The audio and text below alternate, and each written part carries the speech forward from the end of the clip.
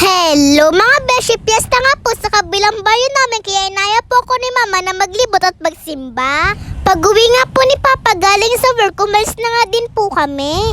Piyesta nga pala sa San Jose mga beshi. Naglalakad na nga po kami papunta sa simbahan. Shoutout nga po dito, nasa harapan namin, nakilala po nila ako. May nakita nga po si Papa na nagtitinda ng megas kaya bumili na nga po siya. Bumili nga din po ako ng laruan na to. Di ko nga po alam kung ano tawag dito, magnetic wheel po ata. Ang dami nga pong tao sa simbahan mga beshi. Bumili nga po ako ng kandila para magtulos. Nakita ko nga po si Lola Doray, kaya nag-bless po ako. Nakita ko nga din po yung mga lola ko sa side ni Papa. Nahiya nga po ako magpakis, baka po kasi mabaho ako mga beshi. Alexander Machas, Amanda Pelino. Di na nga po namin natapos yung misa. Napakalikot po kasi ni Baby Athena, hiyaw ng hiyaw sa simbahan. Paglabas nga po namin ng simbahan, nakakita po ako ng twister potato kaya po bumili ko.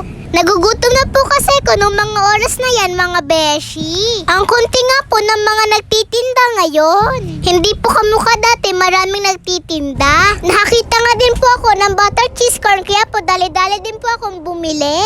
Para po kasing ang sarap mga beshi, ang daming bumibili. Tapos nilagyan nga po maraming cheese powder at asukal ni ate. Dumayo nga lang pala ako dito para bumili ng pagkain. Masarap nga siya mga beshi kaya lang sumobra ng asukal.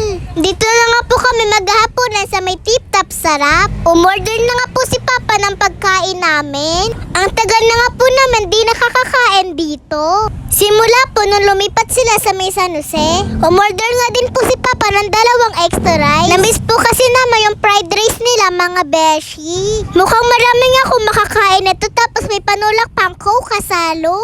Tara, kain po tayo mga beshi. Thank you po sa masarap na pagkain.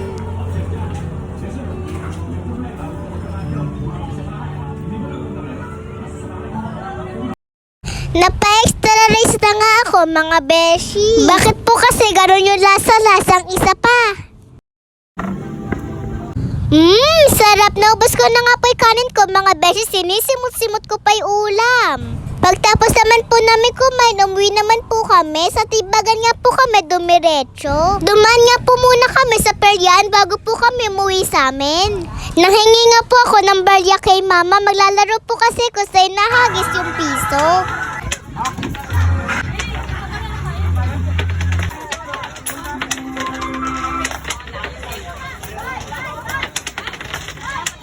Naubos na nga po yung barya ko kaya lumipat po ako dito. Nakita ko nga si Kuya Aaron kaya inaya ko maglaro.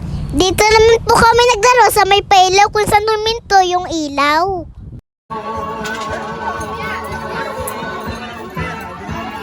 Yun lang, salamat sa panonood. Bye-bye mga beshi.